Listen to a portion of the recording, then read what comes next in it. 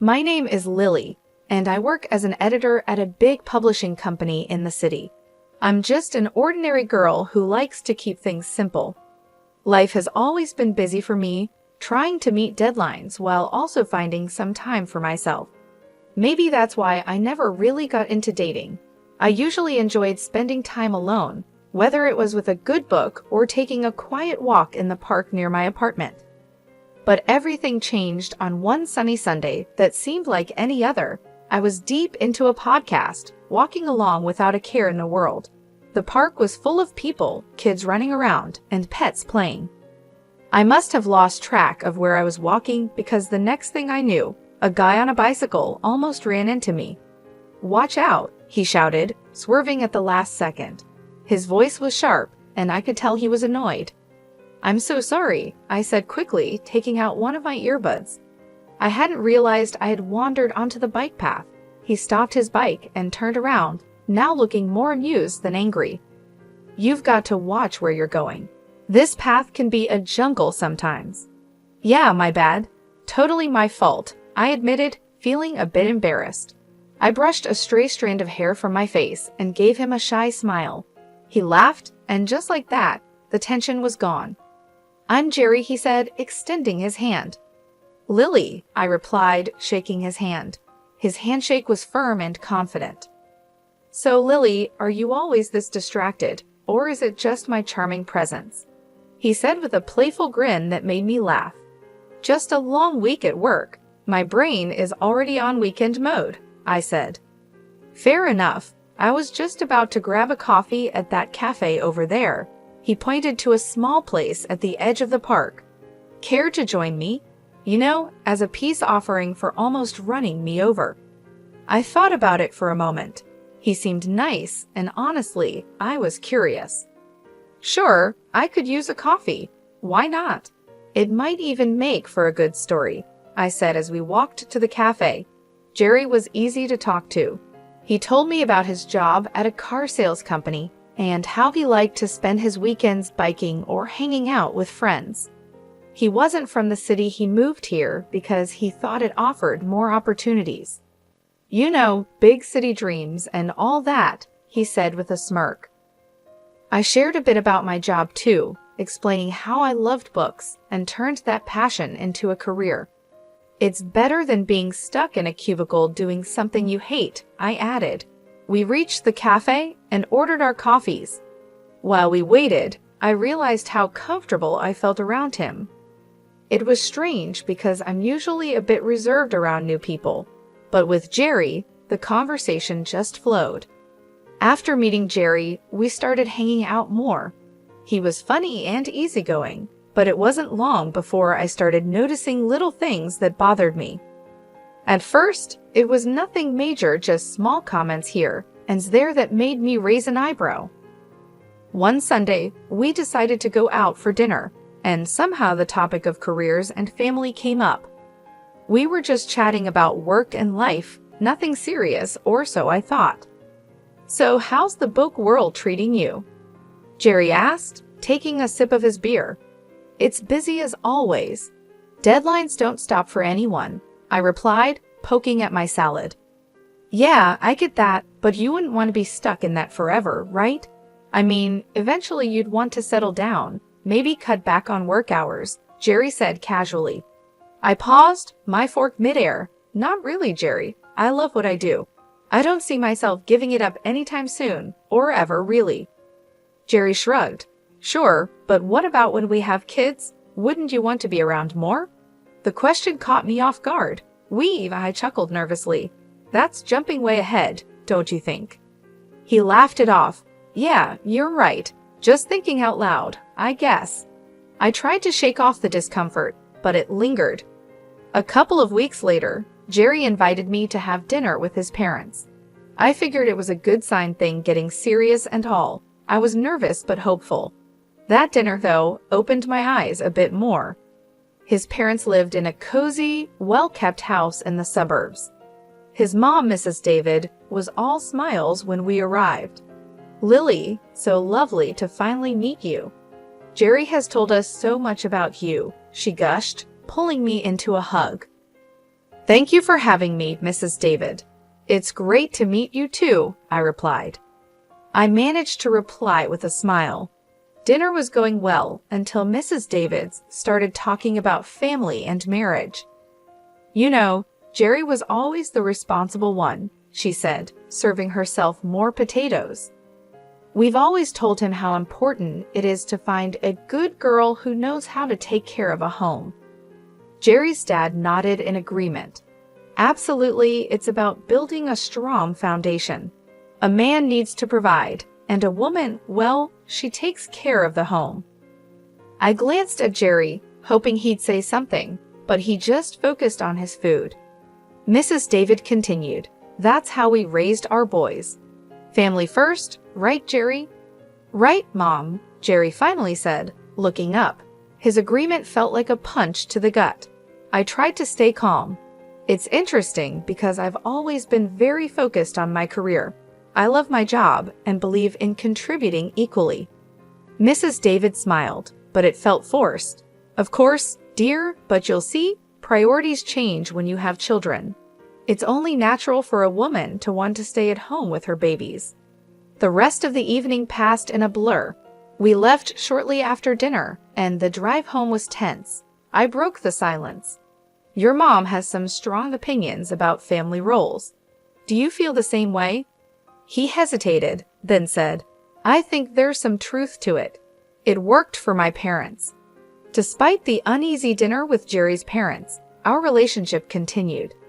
Somehow, the good times seemed to outweigh the bad, and I found myself agreeing to marry him. Looking back, love must have blinded me because those warning signs were still there in the back of my mind. The wedding planning began, and it was all a whirlwind. Jerry wanted something simple, and so did I. We decided on a modest ceremony with just close family and friends. As the day approached, the real pressure started to build, not about the event, but about what our lives would be like afterward. After the ceremony at the reception, Jerry's mom pulled me aside. Her smile was wide, but her eyes were serious. "Lily, dear, I'm so happy for you both. Remember, a good wife supports her husband no matter what." "Thank you, Mrs. David. I intend to be a supportive partner," I replied, trying to keep my voice steady. "And remember, dear, when the babies start coming, it's best if you're at home. You can't trust strangers to raise your children," she added. Her words felt like a warning, and the finality in her tone made my stomach churn. I just nodded, not trusting myself to speak. Later, when Jerry and I were alone, I said, "Your mom talked to me about kids and me not working."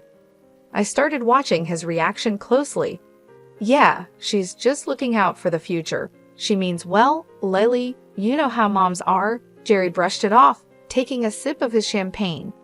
"But you know I'm not planning to quit my job, right? Even when we have kids," I said, needing him to understand. Jerry paused, his face serious. "We'll see, Lily. Things change.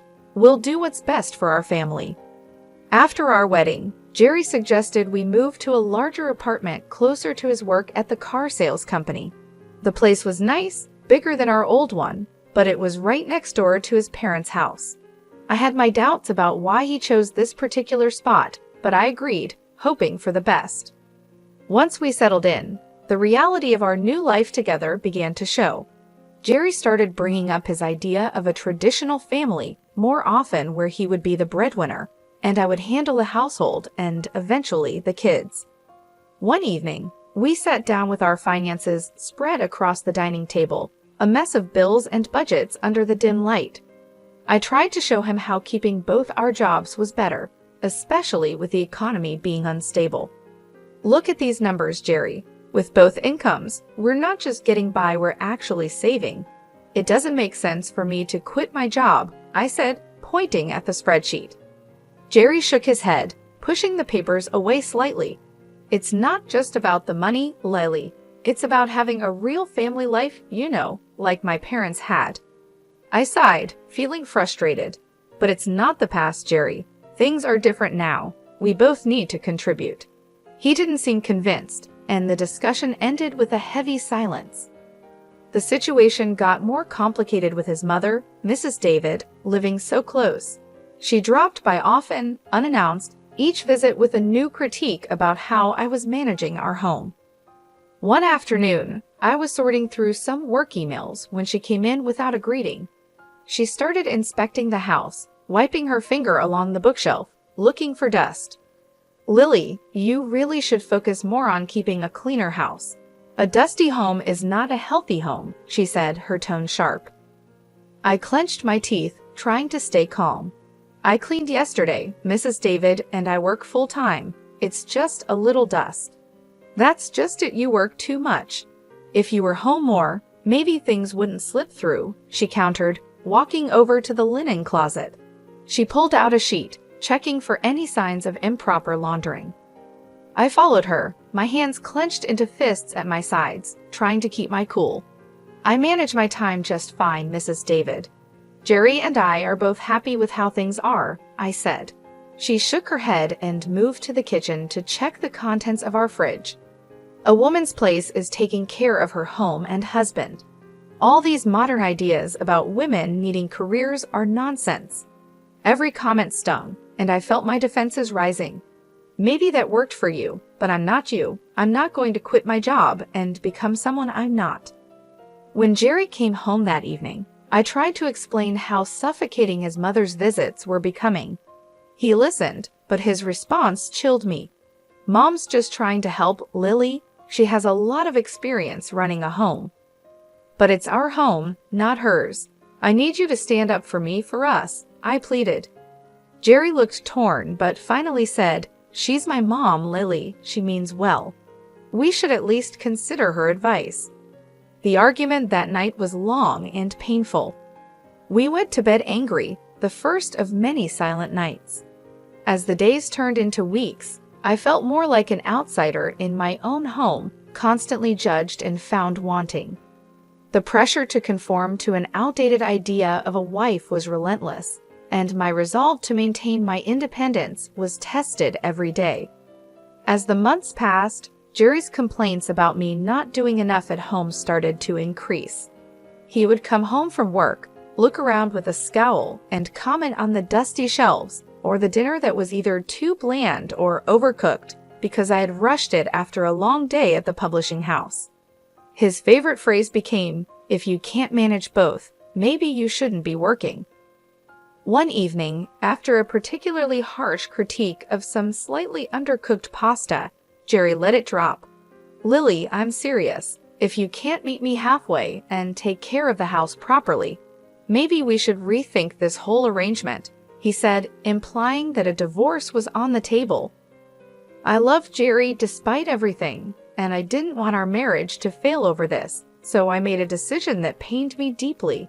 The next day, I talked to my boss, Olivia, about quitting my job to become a full-time housewife. Olivia was shocked and tried to persuade me otherwise. "Lily, you're one of our best. Are you sure about this?" she asked, concern clear on her face. "I don't see any other way, Olivia. I have to try to make things work at home," I replied. I admitted feeling defeated. Olivia, always trying to find a solution, suggested a compromise. "What if you could work from home and manage your projects remotely? It's becoming more common now, and you wouldn't have to quit." The idea felt like a lifeline. I agreed to the arrangement but decided not to tell Jerry. Instead, I told him I had resigned. He was overjoyed, thinking I had chosen our home life over my career. So I started my new life as a housewife, seeing Jerry off to work each morning and greeting him when he came home. But as soon as he left, I would power up my laptop and dive into my editing work. It was a strange double life, but it worked. The money I earned from my remote job, I secretly saved in a separate bank account, just in case. However, living on just Jerry's salary was tougher than we thought. Despite my best efforts to save money, 5 months later, we were struggling financially. I tried to bring up the topic gently. "Jerry, I think it might be necessary for me to go back to work. We're running through our savings too fast." Jerry's reaction was swift and angry. "That's because you're spending too much. You need to learn how to save properly," he snapped. I was stunned. I hadn't bought anything for myself in months, and always looked for the cheapest deals at the supermarket. His words hurt deeply, and I felt a mix of anger and humiliation. The next day, his mother came over with the intention of teaching me how to budget. She dragged me to the store and pointed out the cheapest, often lowest quality products. "Buy these, Lily. Stop wasting money on expensive stuff," she lectured as we walked down the aisles. Back home, she showed me how to dilute dish soap to make it last longer. "You use too much. You need to make do with less," she instructed in a patronizing tone. She even started checking my receipts, scolding me for any purchase she deemed unnecessary. "Why are you buying this? Just stick to basics," she would say, shaking her head in disapproval. Living like this was unbearable. Every day felt more suffocating than the last. I was losing my sense of self to their imposed austerity, living under constant scrutiny.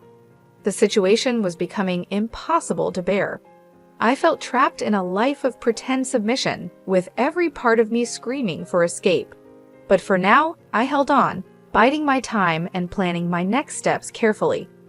It all reached a boiling point one drizzly Friday evening. I was on the phone in the living room, pouring my heart out to my mom. "I just don't know how much more I can take, Mom. His mother is always here, teaching me how to stretch every dollar until it screams. I get it, we need to save, but this is too much." Mom's voice was full of concern and anger. "Lily, that's not normal. You need to talk to Jerry about setting boundaries. It's your home too, not just his or his mother's playground." I nodded, feeling a bit stronger with my mom's support, but just as I was starting to feel better, Jerry stormed in from the other room, his face red with anger. He must have heard me complaining. He snatched the phone right out of my hand. A wife shouldn't be complaining about her husband and mother-in-law like some street gossip. He snapped into the phone before hanging up. I was shocked, my hand shaking slightly. "Jerry, you can't just grab my phone and talk to my mom like that." "Oh, I can't? Maybe if you had some respect for us, I wouldn't have to," he retorted, his voice rising. I could see the veins in his neck bulging.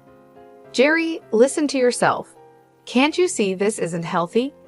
I pleaded, hoping to reach some part of him that remembered what love felt like, but he was beyond reason. "Healthy? My mom was right. I should never have married you," he spat out, his words cutting deeper than I expected. "That's enough, Jerry. I'm your wife, not some puppet you and your mom can control," I shot back, my anger flaring. "Then act like it, or leave," he shouted, his face inches from mine. I stared at him, disbelief and sadness warring inside me. "You want me to leave at 6 a.m. It's dark and pouring rain outside. If you don't like how things are, then yes, get out," he replied coldly, his eyes unyielding. I knew then that nothing I could say would change his mind or the situation. Shaking, I grabbed a few essentials, my laptop, some clothes, and my phone. When I reached for my purse, Jerry was quicker, snatching it away. "You think you're leaving with this? I earned this money, not you." "Fine, keep it," I said, my voice hollow. I couldn't believe this was happening. I called a taxi and waited by the door, my heart pounding. The taxi pulled up, and I stepped out into the cold night air, drenched by the rain.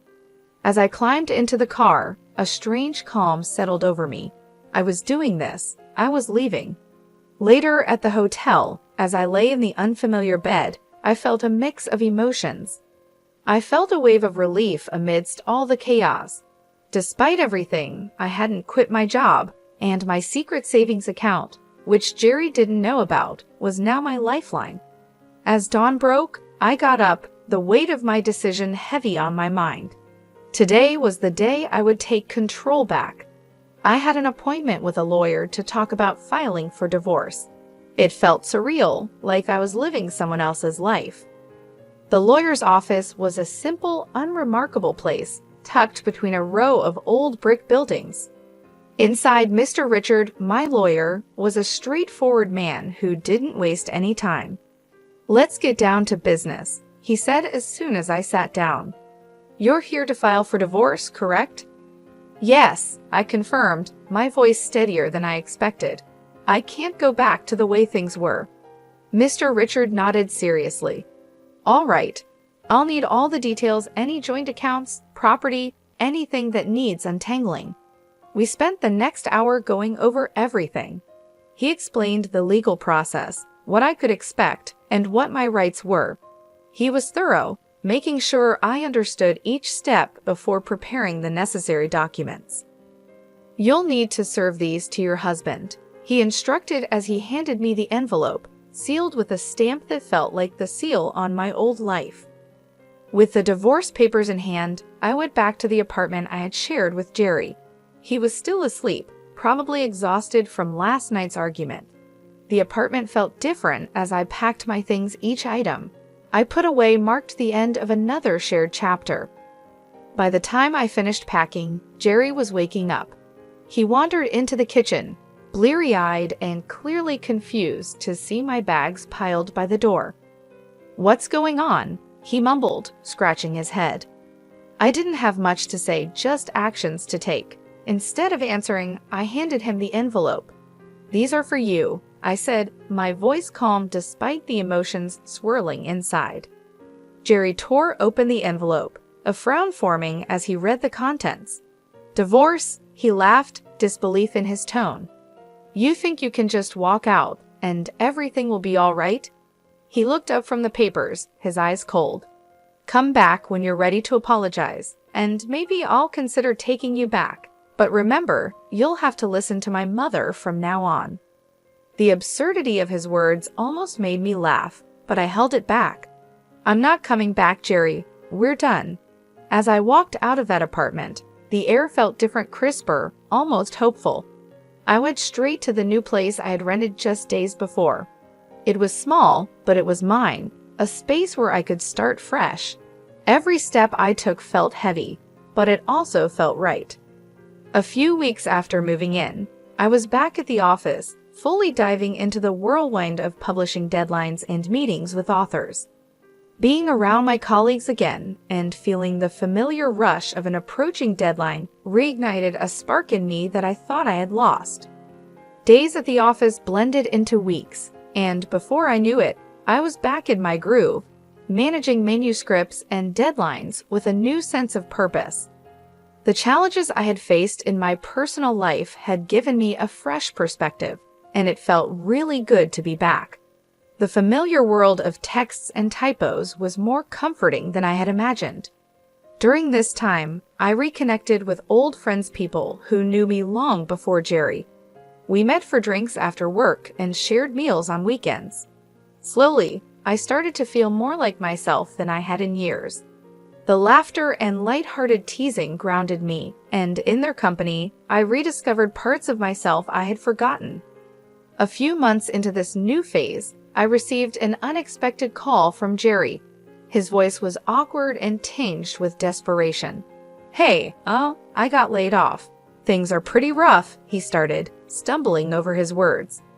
"I was thinking maybe you could help me out financially. And, maybe we could start over, rebuild. I mean, if you apologize to me and my mom and show some commitment." His request hung in the air, audacious and somewhat insulting given our history. "Jerry, you really think I'd come back to support you and your parents after you kicked me out? You're out of a job now, and suddenly all your high and mighty principles are gone." There was a pause. "So that's a no?" he asked, sounding smaller and deflated. "Jerry, I'm doing really well, and honestly, I'm enjoying my freedom too much to give it up again. I hope you find your way, but it won't be with me." My words were firm, sealing the end of our relationship. After hanging up, I felt a surge of empowerment. Jerry's call, though ridiculous, had reaffirmed something important for me. I was truly free now, and no offer or plea was going to change that.